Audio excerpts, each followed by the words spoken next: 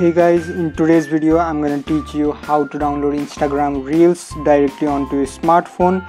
So without any further delay, let's begin. So I'm here in the Asus Instagram profile and in the IGTV section. So now let's open up a video.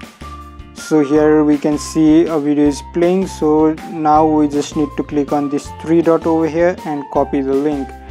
Then move on to the browser. The link will be provided in the description. You may check it from there and just paste the link and hit the search button.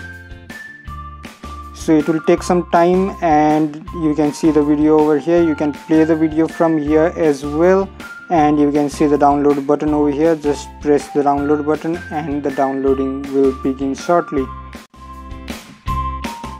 So here we can see the video has been successfully downloaded, and now we can play the video as well from our smartphone.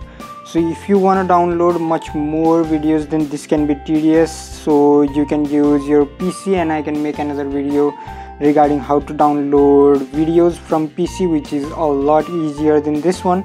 And also if you want a dedicated app to download these kind of videos, then do let me know in the comment section below. I'll provide another video mentioning the name of app and the process to download the videos as well. So this is all for today. Hope to see you in my next video. Until my next video, peace.